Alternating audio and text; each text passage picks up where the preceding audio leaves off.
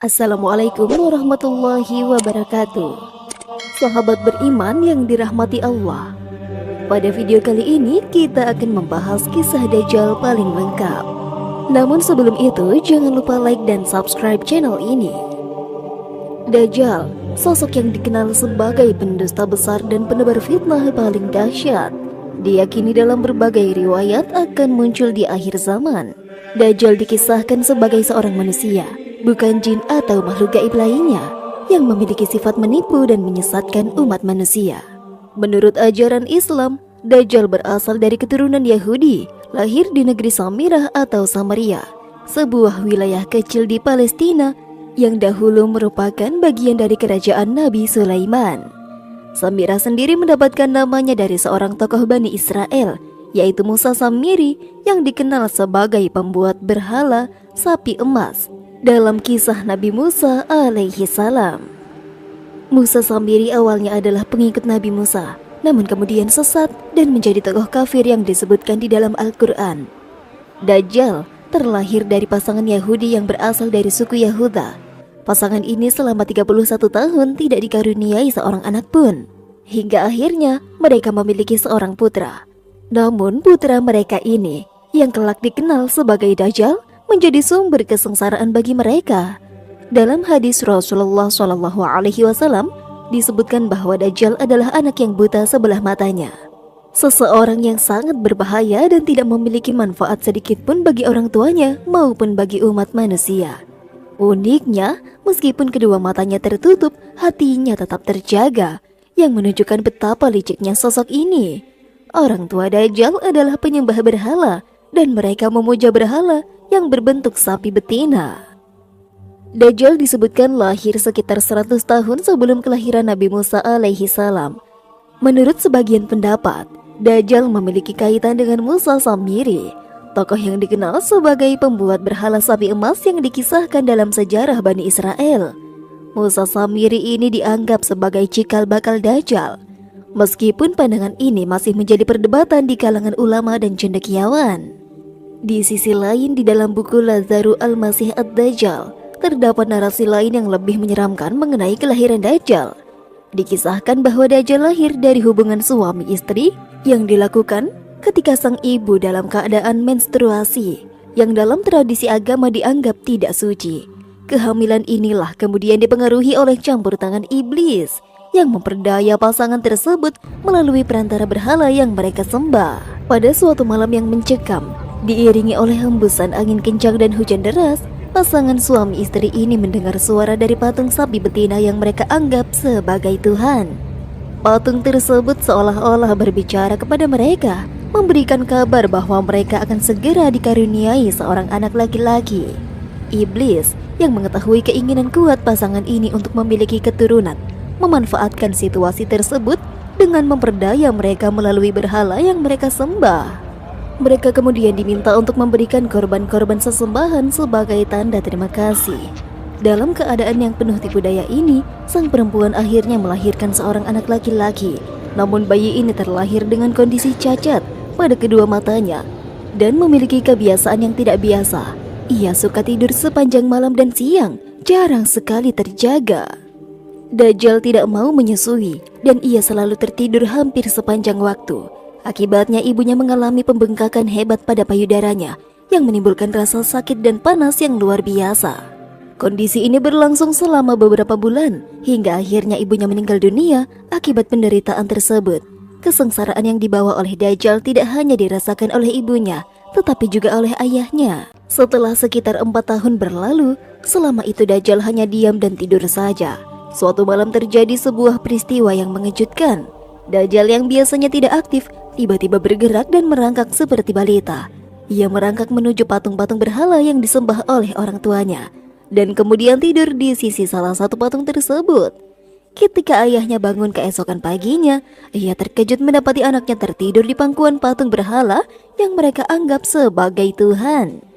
Berita ini segera menyebar luas dan para tetangga berdatangan untuk menyaksikan kejadian yang dianggap ajaib tersebut.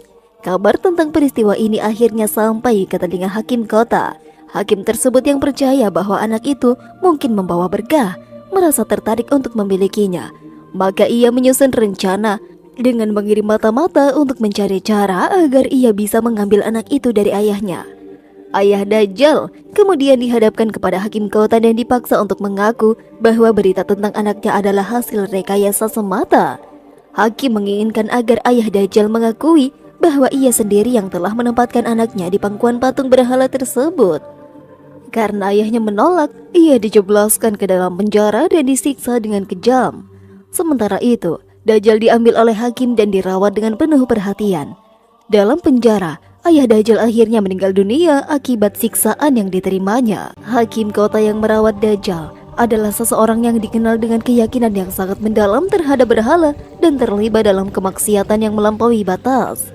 Menyadari bahwa anak tersebut berada dalam bahaya dan memiliki peran penting di masa depan, Allah memerintahkan malaikat Jibril untuk menyelamatkan Dajjal. Jibril kemudian membawa Dajjal ke sebuah pulau terpencil di tengah lautan luas yang disebut dengan Laut Yaman. Pulau ini dikenal dengan nama Jazirah Uban Ar-Rohib wa Abbah Al-Habba, sebuah tempat yang dipenuhi oleh makhluk-makhluk aneh dan berbahaya. Di pulau tersebut Dajjal dijaga oleh makhluk berbulu tebal dan menyeramkan yang dikenal sebagai Al-Jasasa. Makhluk ini memiliki kemampuan berbicara layaknya manusia dan bertugas menjaga Dajjal selama ia berada di pulau tersebut. Pulau itu sendiri berukuran kecil, hanya berupa tumpukan bebatuan yang terpisah dari gugusan pulau-pulau lainnya di sekitarnya. Dajjal menghabiskan waktu bertahun-tahun di pulau ini, menjalani kehidupannya dengan cara yang mirip dengan seseorang penghuni gua, terisolasi dari dunia luar dan hanya ditemani oleh makhluk-makhluk yang misterius. Selama bertahun-tahun pulau ini tetap tersembunyi dari pandangan manusia. Namun suatu ketika, ada sebuah perahu yang terdampar di dekat pulau tersebut. Kapal ini mengalami kecelakaan dan tenggelam, dan beberapa penumpangnya berhasil mencapai daratan pulau itu. Mereka menemukan Dajjal yang saat itu masih seorang anak dan memutuskan untuk membawanya kembali ke daratan Yaman. Perjalanan mereka dari pulau terpencil itu menuju daratan Yaman memakan waktu yang cukup lama, mengingat jaraknya yang mencapai sekitar 4.000 km. Dari pulau itu, Dajjal mulai mengembara dan menjelajahi berbagai tempat. Dengan kecerdasan luar biasa yang dikaruniakan oleh Allah, ia mampu belajar dengan cepat dan meningkatkan pengetahuannya seiring waktu. Dajjal juga mudah menyesuaikan diri dengan lingkungan yang baru dimanapun ia berada. Ia kemudian memperkenalkan dirinya dengan nama Ibnu Samirah, yang diambil dari tempat asalnya yaitu Samirah. Dalam perjalanannya, Ibnu Samirah bekerja sebagai pelayan bagi seorang filsuf terkenal di Yaman. Sang filsuf yang tertarik dengan kecerdasan dan perilaku aneh Ibnu Samirah memutuskan untuk mengujinya. Setelah melakukan berbagai pemeriksaan, sang filsuf menyimpulkan bahwa jika Ibnu Samirah dapat hidup lama, ia memiliki potensi untuk menjadi seorang raja yang sangat adil, atau sebaliknya, raja yang sangat zalim dan kejam. Ibnu Samirah tinggal bersama filsuf tersebut selama beberapa tahun, menyerap ilmu pengetahuan dan kebijaksanaan yang diajarkan kepadanya. Namun setelah beberapa waktu, ia mulai merindukan tanah kelahirannya, yaitu Samirah, yang berada di Palestina. Dengan tekad yang kuat, ia memutuskan untuk kembali ke sana. Ia menyewa sebuah perahu besar dan menggaji beberapa nelayan untuk mengoperasikannya. Segala kebutuhan dan perlengkapan juga dipersiapkan dengan cermat untuk perjalanan panjang tersebut. Namun sebelum menuju ke Palestina, Ibnu Samirah merasa terdorong untuk kembali mengunjungi pulau terpencil yang ia menghabiskan masa kecilnya bersama Al-Jasasa. Meskipun pulau tersebut sangat sulit ditemukan oleh orang lain, kekuatan ingatan dan kecerdasan luar biasa yang dimiliki Ibnu Samirah memungkinkannya untuk datang dengan mudah menemukan jalan kembali ke pulau itu. Ketika Ibnu Samirah berlabuh di pantai dengan perahu kecilnya, Al-Jasasa, makhluk berbulu tebal yang pernah menjaganya di masa kecil, menatapnya dengan tajam. Namun tanpa sepatah kata pun, makhluk itu berbalik dan menghilang ke dalam hutan. Ibnu Samirah mulai berjalan mengelilingi pulau tersebut, mengenang masa-masa kecilnya. Meskipun usianya telah mencapai 100 tahun, tidak ada tanda-tanda penuaan di wajahnya. Sebaliknya, ia merasa semakin kuat dan teguh, seolah-olah ia merasa berusia 30 tahun. Saat berkeliling, ia tiba di sebuah panel batu yang dulu diukir dengan pengajaran oleh malaikat Jibril. Di sana ia menemukan sebuah bejana yang berisi semacam tinta yang digunakan untuk menulis pada batu-batu tersebut. Ibnu Samirah mengambil bejana itu sebagai kenang-kenangan. Ia juga memotong dan mengambil bagian dari panel batu yang berisi pengajaran malaikat Jibril untuk menyimpannya sebagai tanda peringatan atas masa lalunya. Setelah itu Ibnu Samirah kembali ke perahunya dan mengerahkan perjalanan menuju Palestina. Setelah beberapa hari mengarungi lautan, ia akhirnya berlabuh di sebuah lembah tersembunyi di Palestina. Dari sana, ia melanjutkan perjalanannya ke Samirah dengan menunggangi unta yang dibelinya. Namun, ketika ia tiba di Samirah, ia mendapati bahwa negeri tersebut telah hancur dan luluh lantak tanpa penghuni. Sisa-sisa peradaban yang pernah berdiri megah di sana kini hanya menyisakan reruntuhan yang sepi. Di wilayah sekitar Samirah, seperti Al-Jalil dan Al-Arbad, Ibnu Samirah mendengar berbagai cerita yang menarik perhatiannya.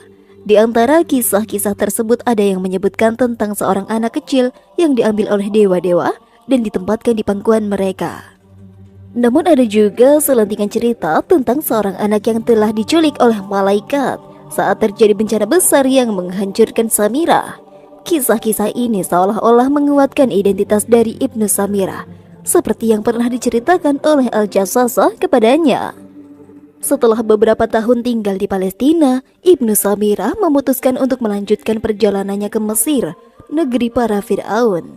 Di sana ia melamar untuk menjadi pelayan seorang dukun terkenal yang dihormati di negeri tersebut. Dukun ini dengan senang hati menerima Ibnu Samirah. Memiliki pengetahuan mendalam tentang sejarah dan sihir yang sudah ia pelajari selama lebih dari 300 tahun. Pada saat itu Nabi Musa dan Nabi Harun sedang berdakwah kepada masyarakat Mesir dan Bani Israel yang hidup dalam perbudakan. Dukun yang diikuti oleh Ibnu Samirah sangat memahami sejarah Nabi Musa dan sering membahas kedatangan Musa yang menantang kekuasaan Fir'aun dengan berbagai mukjizatnya. Ibnu Samirah yang penasaran dengan segala hal yang berkaitan dengan Nabi Musa mulai memperhatikan perkembangan dakwahnya dengan penuh minat. Ia mendengar berbagai kisah tentang bagaimana Nabi Musa membelah laut dengan tongkatnya, serta mukjizat lainnya yang menggetarkan hati siapapun yang menyaksikannya. Karena ada kedekatan kedaerahan dan garis darah leluhurnya dengan Bani Israel, Ibnu Samirah akhirnya memutuskan untuk bergabung dengan mereka. Ia merasa bahwa takdirnya terikat dengan kaum ini, dan ia ingin memahami lebih dalam ajaran yang dibawa oleh Nabi Musa. Dalam prosesnya, ia semakin terkesima oleh mukjizat-mukjizat yang ditunjukkan oleh Nabi Musa alaihi salam, yang menjadi bukti nyata dari kekuasaan Allah Subhanahu wa Ta'ala.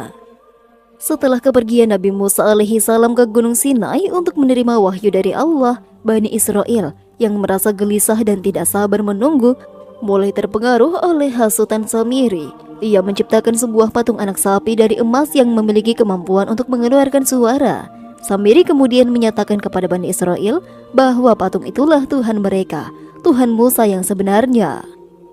Sebagian besar Bani Israel yang lemah iman dan mudah terpengaruh mempercayai ucapan Samiri dan mulai menyembah patung emas tersebut. Nabi Harun alaihi salam yang ditinggalkan untuk memimpin mereka selama kepergian Nabi Musa berusaha keras untuk mencegah perbuatan syirik ini.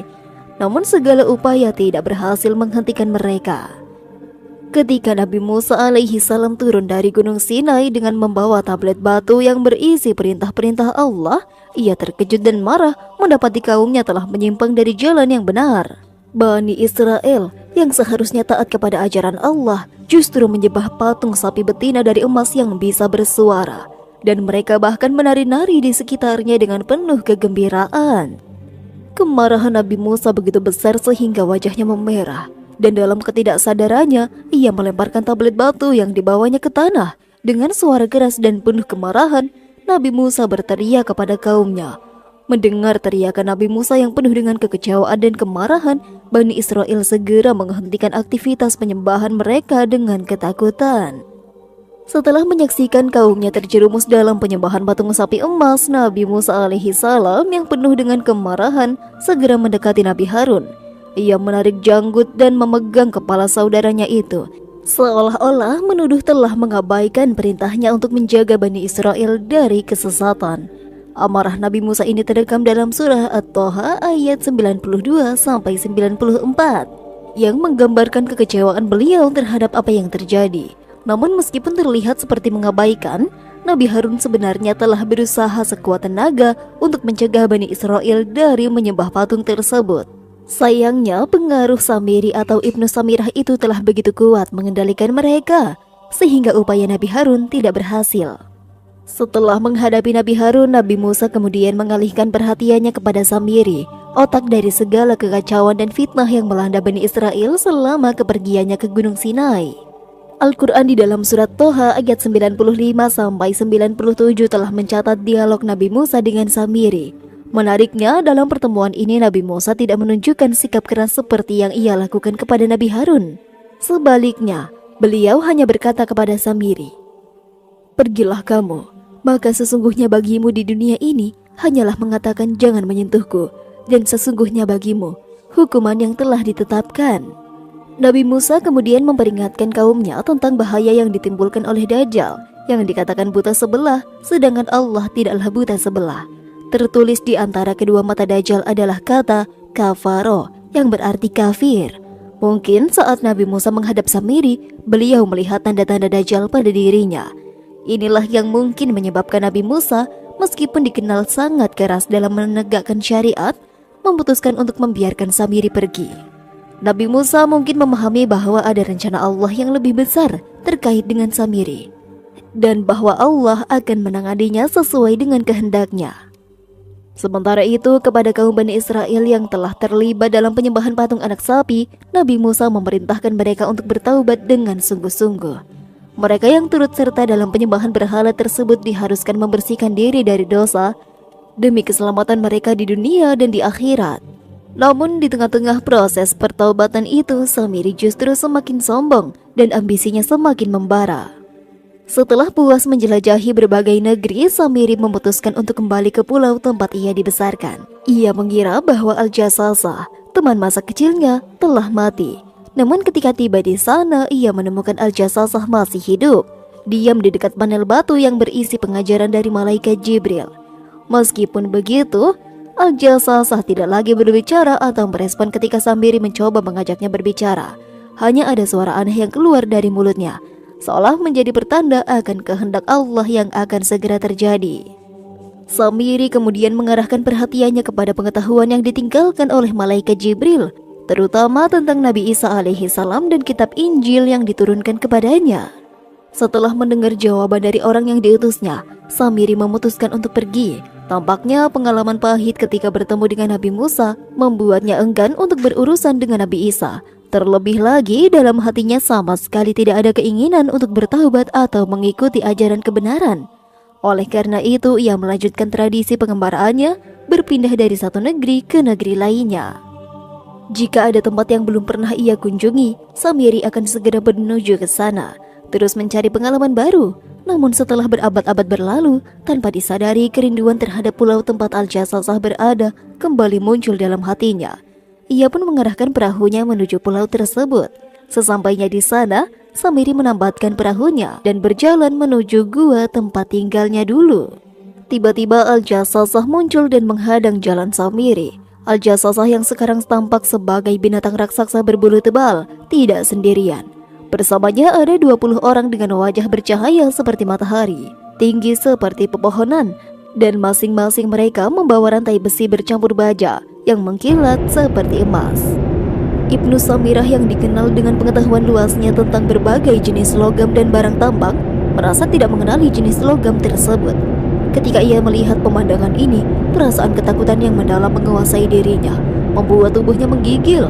Selama ini Samiri tidak pernah merasa takut, bahkan ketika menghadapi Nabi Musa alaihi salam atau menghadapi fitnah yang ia sebarkan melalui patung anak sapi emas yang sempat disembah oleh Bani Israel.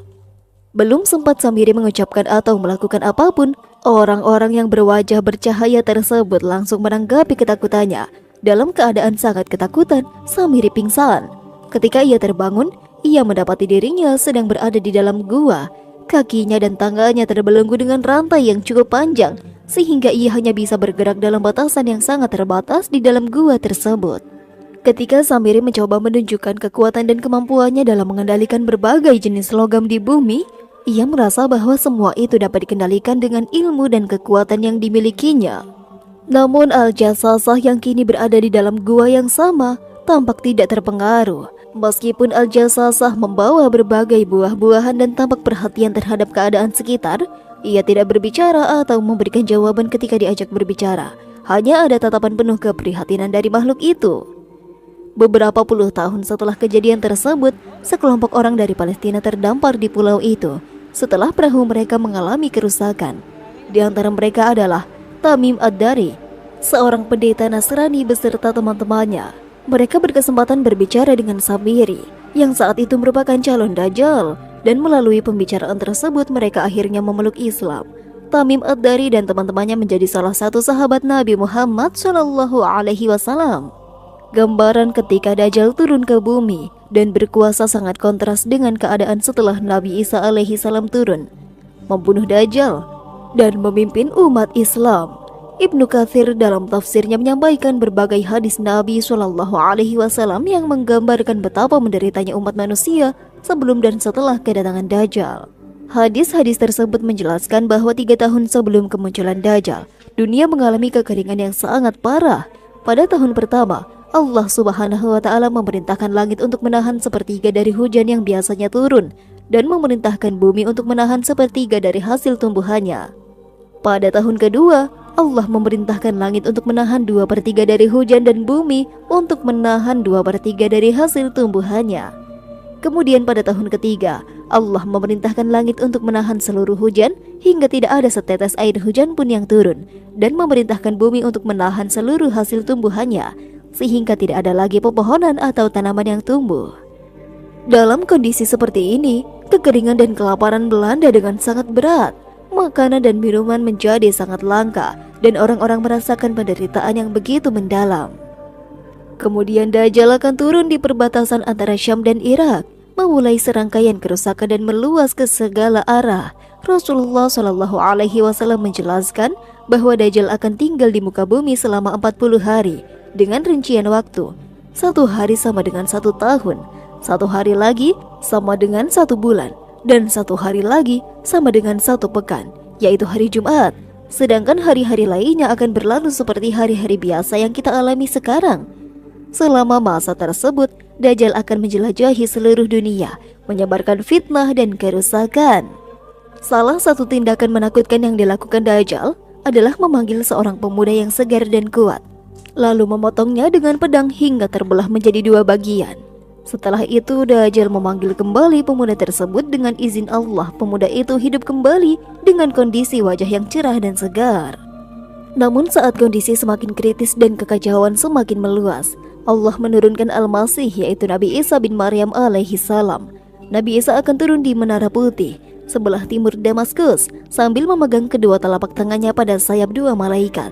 Kedatangan Nabi Isa ini merupakan akhir dari kekuasaan Dajjal yang berlangsung selama 40 hari.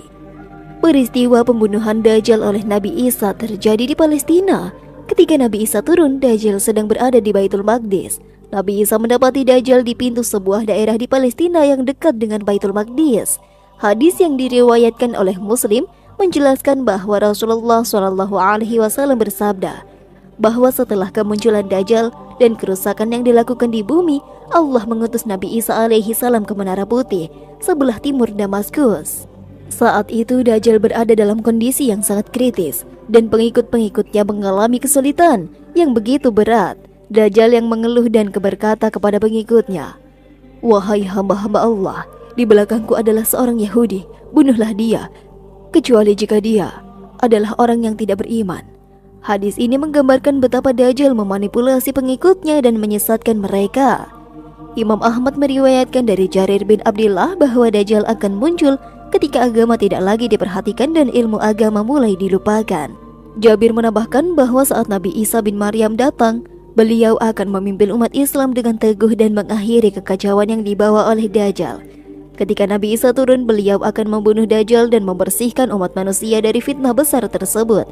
Semua pengikut Dajjal akan ditumpas, kecuali mereka yang telah bertaubat.